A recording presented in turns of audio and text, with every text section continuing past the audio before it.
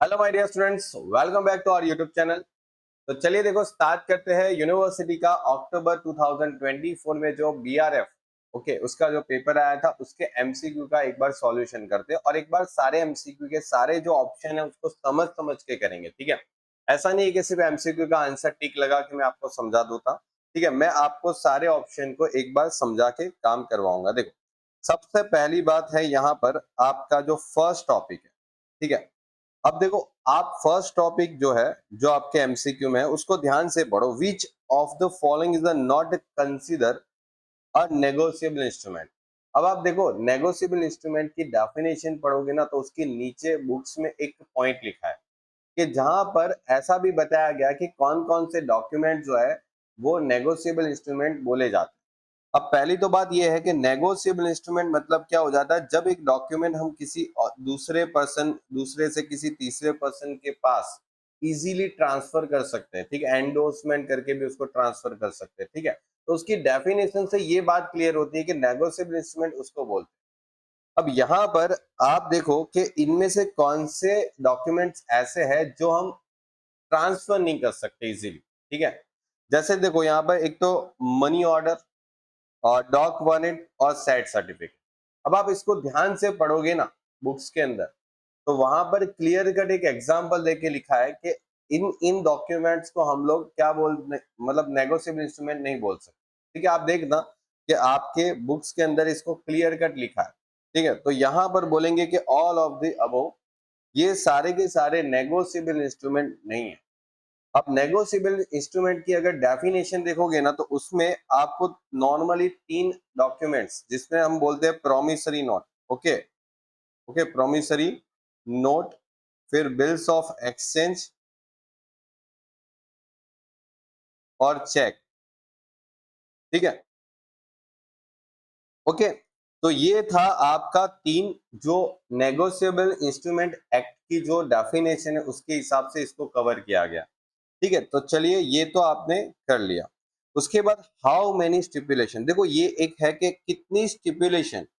Okay, कितनी stipulation जो होती है वो सील्स ऑफ कॉन्ट्रैक्ट, मतलब जो कॉन्ट्रैक्ट ऑफ सेल्स में कितने टाइप्स की स्टिपुलेशन होती है ये आपको पूछा जा सकता है। ठीक है, वापस बहुत अच्छा टॉपिक है। और इसमें दो टाइप की स्टिपुलेशन आती है, एक कंडीशन और एक वारंटी। ओके, आप देखो एक कंडीशन और एक वारंटी, ऐसी दो टाइप की स्टिपुलेशन आती है जो आपके चैप्टर नंबर 2 में मिल जाएगी। और कंडीशन क्या होती है, वारंटी क्या होती है, ये भी पढ़ो। ठीक है, क्योंकि इसका भी शॉर्ट क्वेश्चन आता है कि what is a condition, what is a warranty. ठीक है, तो यहाँ पर two types of stipulation. Okay, चलिए। अच्छा देखो एक बात है कि बहुत सारे ऐसे स्टूडेंट्स हैं ना कि जो एमसीक्यू वगैरह होता है ना वो जो चैट जीटीपी आता है ना उस पे सर्च करते हैं और फिर वहां पर कुछ आंसर दिखाते हैं और वो आंसर को सही मानते हुए वो लोग टिक करते हैं। देखो यार, चैट जीटीपी से ही अगर पूरी दुनिया अगर मानो अगर एजुकेटेड हो जाती ना तो फिर टीचरों का कोई जरूरत ही नहीं पड़ता। चैट जीटीपी पे नो डाउट बहुत सारे आंसर सही भी आते हैं और बहुत सारे आंसर गलत भी आते हैं। ठीक है, आपको उसको क्रॉस वेरीफाई करना पड़ता है रेफरेंस बुकों के जरिए। ठीक है, ऐसा नहीं होता कि चैट जीटीपी ने हमेशा जो आंसर दिया वो हमेशा सही आता है। ठीक है, तो चैट जीटीपी जो है वो उसके सोर्सेस में जो आंसर होता है ना वही आपको प्रोवाइड करता है। और यहाँ पर हमारी बुक्स के अंदर जो आंसर होते हैं वो हमें प्रोवाइड करने होते हैं। ठीक है, तो ये एक चीज ध्यान रखो क्योंकि बहुत सारे स्टूडेंट मेरे को जब व्हाट्सएप पे मैसेज करते बोले कि सर चैट जीटीपी पे ये दिखा रहा है, तो आप बुक्स को देखो ना बुक्स में क्या दिखा रहा है। ठीक है, which contract act applicable to the contract of bailment. देखो कॉन्ट्रैक्ट ऑफ बेलमेंट मतलब आप बेलमेंट का जो कॉन्ट्रैक्ट करते हो ना उसमें कौन सा एक्ट एप्लीकेबल होता है।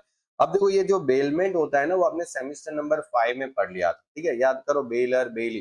तो बेलमेंट के कॉन्ट्रैक्ट के अंदर कौन सा एक्ट एप्लीकेबल होता है, ए इंडियन कॉन्ट्रैक्ट एक्ट एप्लीकेबल होता है। और सेल्स ऑफ गुड्स के अंदर आपको पता ही है कि दोनों एक्ट एप्लीकेबल होते हैं। ठीक है, चल अच्छा ये देखो ये एक थोड़ा सा स्टैटिक क्वेश्चन पूछा है। अब एक ये जो नेगोशिएबल इंस्ट्रूमेंट है ना उसमें आप जाओगे तो प्रिंसिपल ऑफ बैंकिंग की जो बुक्स है वो कौन से ऑथर्स ने लिखी है। ठीक है, प्रिंसिपल ऑफ बैंकिंग की जो बुक्स है वो कौन से ऑथर्स ने लिखी है। ये नेगोशिएबल इंस्ट्रूमेंट में जाओ और उसमें एक डेफिनेशन दे रखी है, वहां पर बोला है कि books of principle of banking के अंदर मिस्टर थॉम्स ने ये बुक्स लिखी है और उसके अंदर एक डेफिनेशन उसने बताई है और वो डेफिनेशन आपकी बुक्स में है और वो इस अच्छे से पढ़ लो। चलो उसके बाद बात करते हैं आगे। What is the statement? Okay, holder may receive the instrument even without the substitution.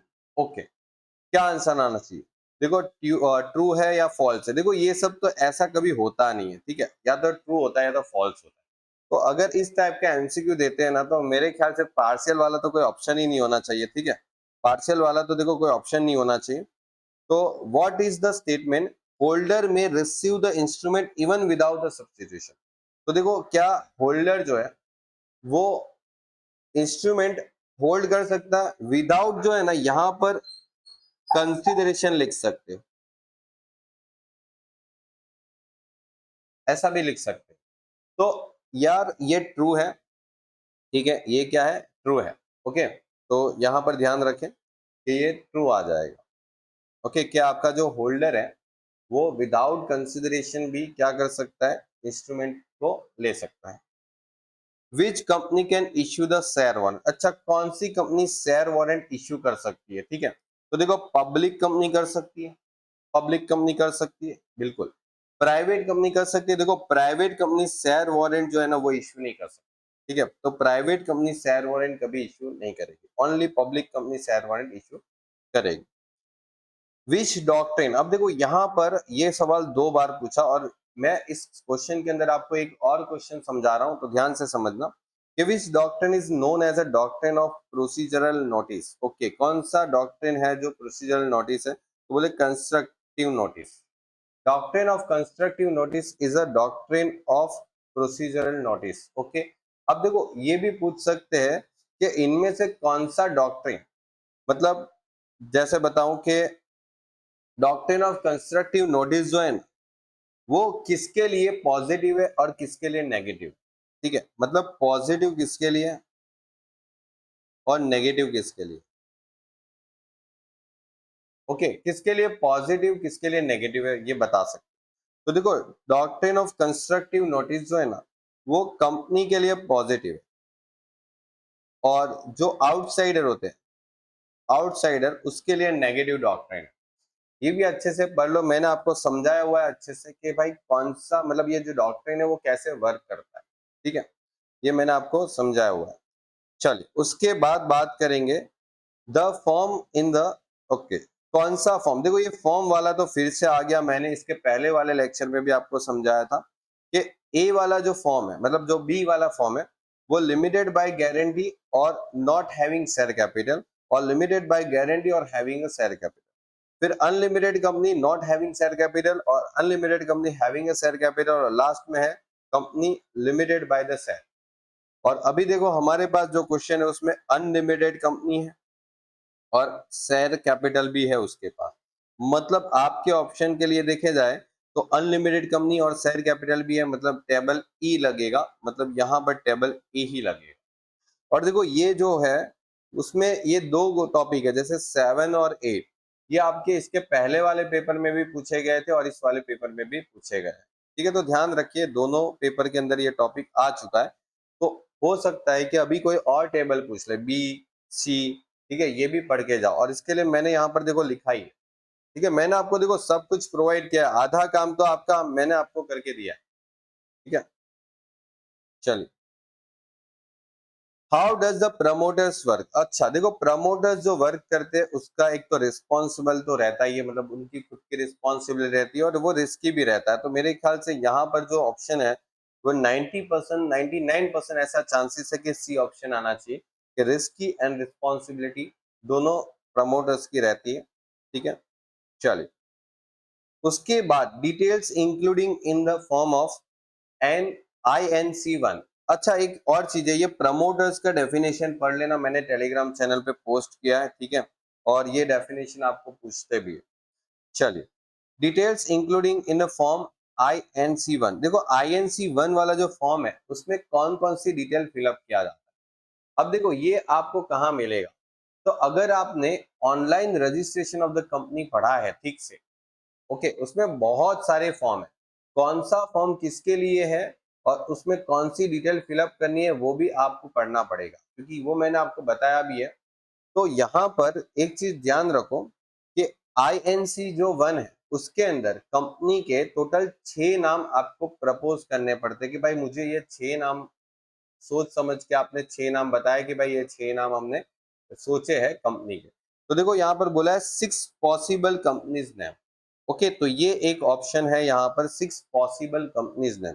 अब देखो ये जो क्वेश्चन है ना वो आप देखोगे ना तो लॉन्ग क्वेश्चन में से बनाया गया, ठीक है, आपको कहीं पे मिलेगा नहीं। और देखो यहाँ पर मेजोरिटी ऐसे क्वेश्चन है ना जो कहीं पे किसी PDF में भी नहीं है, ठीक है, आप देखो व्हाट्सएप टेलीग्राम पे बहुत सारी PDF घूम रही है और उन सभी PDF में अगर आप देखोगे ना तो इसमें से शायद ही एक या दो MCQ आपको मैच होते हुए मिलेंगे। तो यही बोलता हूँ कि जो PDF है उसको पढ़ लो, क्योंकि देखो वो जो PDF व्हाट्सएप टेलीग्राम पे घूम रही है ना वो तो 2-2 3-3 साल से घूम रही है, ठीक है, उसमें से आने का चांसेस 100% कभी नहीं होता, ठीक है, लॉन्ग क्वेश्चन आपको पढ़ने पड़ते। चलो, dispute the preparation of the seller if the buyer refuse to take the delivery. अच्छा, देखो सेलर ने पूरा प्रिपरेशन कर लिया कि भाई मुझे डिलीवरी देना है, बायर उसको रिफ्यूज करता है, refuse to take the delivery, okay, buyer ने उसको डिलीवरी करने से रोक लिया। Who is responsible for the loss, okay, okay, loss हो गया, बोलो ये जो लॉस है वो स्टूडेंट्स किसको भुगतना पड़ेगा। देखो एक सिंपल सी चीज है कि आप लोगों ने कुछ बुकिंग करवाया था सामान, जो सेलर है ना वो रेडी है अभी आपको गुड्स डिलीवर करने के लिए, लेकिन आपने उसको रोक दिया, आपने उसको रोक दिया। अभी वहां पर जो भी नुकसान होता है उस गुड्स का, तो उस गुड्स के लॉस के लिए कौन रिस्पॉन्सिबल रहता है, तो बोले sir buyer is a responsible, ठीक है, बायर को उसको पैसा देना पड़ेगा बिकॉज सेलर ने पूरा प्रिपरेशन कर लिया था गुड्स डिलीवर करने के लिए, आपने उसको रोका, आप डिलीवरी लेने से मतलब अभी डिलीवरी लेने से रोक दिया, तो अभी बायर जो है वो उसको जो लॉस है सेलर का वो बियर करना पड़ेगा। How many parties are there in the cheque, cheque में कितनी पार्टीज होती है, तो यार देखो ये तो बच्चों बच्चों को पता होता है कि चेक में 3 पार्टी होती है, ठीक है, एक तो बैंकर आता है बीच में, ठीक है, चल who is a liable if the agent of the company enter into the contract with a third party, okay, देखो एक कंपनी के एजेंट ने किसी थर्ड पार्टी के साथ कॉन्ट्रैक्ट कर लिया, ओके, बात समझ में आई। Act the act of the agent is beyond the agent's authority, लेकिन ये जो एक्ट था जो एजेंट ने किया उसकी अथॉरिटी से बाहर था, मतलब एजेंट को पावर नहीं था वो काम करने का, उसकी अथॉरिटी में नहीं था। तो अभी यहाँ पर कौन रिस्पॉन्सिबल रहेंगे, देखो यहाँ पर कौन रिस्पॉन्सिबल रहेगा, तो देखो यहाँ पर एजेंट जो है वही रिस्पॉन्सिबल रहेगा, क्योंकि देखो एजेंट ने अपने एक्ट से बाहर जाके काम किया। और एक चीज समझो, जब तक कंपनी उसको रेक्टिफाई नहीं करती ना तब तक वो एजेंट जो है वही रिस्पॉन्सिबल रहता है, ठीक है, तो agent is a responsible person. Type of the assignment of the goods include, अच्छा, अगर हम गुड्स असाइन करते हैं मतलब गुड्स की डिलीवरी, असाइनमेंट मतलब यहाँ पर डिलीवरी भी बोल सकते, ठीक है, कितने टाइप्स की डिलीवरी होती है गुड्स की, तो देखो एक तो होती है एक्चुअल डिलीवरी, मतलब आप एक्चुअल में गुड्स की डिलीवरी करते हो, फिर होता है कंस्ट्रक्टिव डिलीवरी और एक होता है सिंबॉलिक डिलीवरी, जिसमें आप समझो कोई एक सिंबल, जैसे लाइक समझो एक कार जो है उसमें उसकी जो चाबी अगर देना, तो कार अगर मैंने खरीदी और कार की चाबी उसने मेरे को दे दी, मतलब ये एक सिंबॉलिक डिलीवरी हो गई कि कार जो है उसको मुझे बेच दिया, उसको डिलीवर कर दिया, ओके, क्योंकि कार डिलीवर करना मतलब उसकी चाबी देना, चाबी डिलीवर कर लिया वो that is a symbolic delivery, ठीक है, हमने ऐसा पढ़ा था। तो ये आ गया हमारा point number D, all of the above. Minimum number of directors require in the private company, देखो प्राइवेट कंपनी के अंदर कितने डायरेक्टर्स मिनिमम होने चाहिए, मिनिमम बोला है, मिनिमम नंबर ऑफ डायरेक्टर्स, तो देखो 2 डायरेक्टर्स तो मिनिमम होने ही चाहिए। अब देखो मैं यहाँ पर आपको थोड़ा एडिशनली बताता हूँ, देखो प्राइवेट कंपनी के अंदर मिनिमम 2 डायरेक्टर होने चाहिए, पब्लिक कंपनी के अंदर, पब्लिक कंपनी के अंदर मिनिमम 3 होने चाहिए, और 1 पर्सन कंपनी के अंदर मिनिमम 1 ही होना चाहिए, ठीक है, और ये आपका मिनिमम डायरेक्टर के क्राइटेरिया। ओके, मैक्सिमम जो डायरेक्टर्स होते हैं वो 15 होते हैं, मैक्सिमम 15 डायरेक्टर होते हैं, और 15 से ज्यादा डायरेक्टर अगर आपको रखना है तो आपको एक स्पेशल रिजोल्यूशन पास करना पड़ता है मीटिंग में। ठीक है, तो वो बात की बात है, आपको शायद मिनिमम ही पूछेंगे। ठीक है, तो ये आप ध्यान रखो कि प्राइवेट कंपनी का पूछा है तो 2 आएगा, पब्लिक कंपनी का पूछा 3 आएगा, और ओपीसी 1% कंपनी का पूछा है तो 1 आएगा। ठीक है, उसके बाद देखो मैंने यहाँ पर आपको कुछ टॉपिक है जो आपके एग्जाम में पूछे थे, जिसमें एक तो है प्रमोटर्स। तो देखो प्रमोटर्स का जो डेफिनेशन है वो याद करके जाओ, मैंने आपको टेलीग्राम पे उसको पोस्ट भी किया था कल ही। फिर state the importance of the article of association, what is the description. Okay, ये जो है ना वो आपको सेल्स ऑफ गुड्स एक्ट में मिल जाएगा 1930। ओके, मतलब आपका फर्स्ट यूनिट है ना, उसमें पता है वो जो गुड्स का सेल्स करते हैं ना वो डिस्क्रिप्शन से सेल करना, वैसा एक टॉपिक है।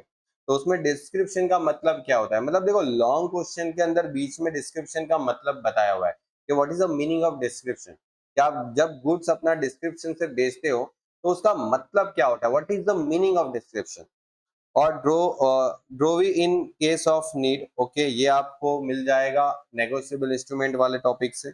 Explain the difference between the memorandum of association and article of association.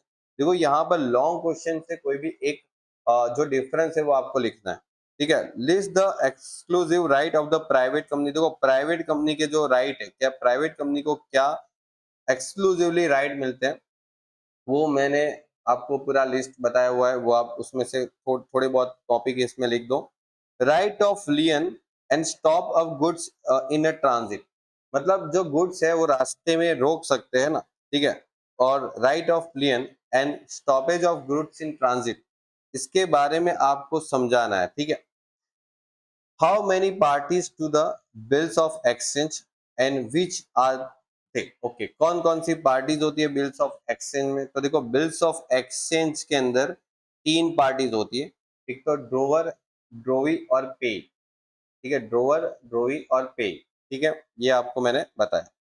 फिर एक आता है डॉक्ट्रिन ऑफ कंस्ट्रक्टिव नोटिस। अब देखो डॉक्ट्रिन ऑफ कंस्ट्रक्टिव नोटिस, फिर doctrine of corporate veil. Okay, doctrine of corporate veil. फिर आता है एक doctrine of indoor management. Okay, एक आता है doctrine of caveat emptor. Okay, और एक होता है यहाँ पर, एक तो पूछा ही है doctrine of constructive notice. Okay, तो ये 3-4 जो डॉक्ट्रिन मैंने बोल दिया उतना अच्छे से पढ़ लो, एक आधा डॉक्ट्रिन तो आपको एग्जाम में होता ही होता है। ठीक है, और देखो यहाँ पर दूसरा डॉक्ट्रिन भी पूछ ही लिया है, बायर बी अवेयर रूल्स, मतलब वही हो गया डॉक्ट्रिन ऑफ कैविएट एम्प्टर।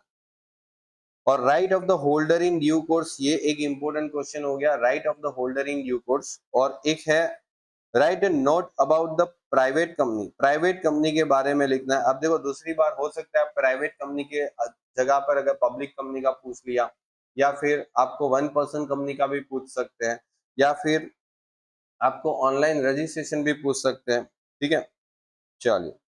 और देखो यहाँ पर एक है डॉक्ट्रिन ऑफ अल्ट्रा वायरस, मतलब देखो एक ही पेपर के अंदर देखोगे तो 3-3 डॉक्ट्रिन पूछ ली। मैंने लास्ट टाइम पे इस पेपर के अंदर इंपॉर्टेंस दिए थे, मैंने बोला था कि 5 डॉक्ट्रिन अच्छे से पढ़ लो। और देखो एक तो यहाँ पर पूछ लिया, एक यहाँ पर पूछ लिया। ठीक है, बायर बी अवेयर। देखो एक तो यहाँ पर ऊपर पूछ लिया, एक यहाँ पर पूछ लिया, एक मैंने अभी आपको बोला वो, और एक डॉक्ट्रिन ऑफ अल्ट्रा वायरस। एक होता है doctrine of indoor management. Okay, तो ये आप अच्छे से पढ़ लो। चलिए, प्राइवेट कंपनी के बारे में यहाँ पर पूछ लिया, और प्राइवेट कंपनी के बारे में ऊपर भी पूछा, तो मतलब तो ये प्राइवेट कंपनी के बारे में अच्छे से पढ़ लो। प्राइवेट, पब्लिक और 1% कंपनी अच्छे से पढ़ लो, आपका बहुत बेनिफिट होने वाला। और फिर ये डोमिसाइल क्लोज मतलब रजिस्टर ऑफिस क्लोज हो गया। ओके, ये निधि कंपनी मैंने आपको समझाया थी कि आपको मैंने लास्ट लास्ट में, ये ऑक्शन सेल्स भी समझ लो आपकी बुक्स में है। और goods send on return basis, मतलब सेल्स ऑन रिटर्न बेसिस भी अच्छे से पढ़। ठीक है, तो इतने टॉपिक जो है, उसके अलावा मैंने आपको इंपॉर्टेंस भी दिया, आप देखो उसके साथ मैच कर लो, बहुत सारे टॉपिक रिपीटेड होते हैं, पूछते भी है। ओके, चलिए तो स्टूडेंट्स मिलते हैं नेक्स्ट लेक्चर के लिए, तब तक के लिए गुड बाय और टेक केयर।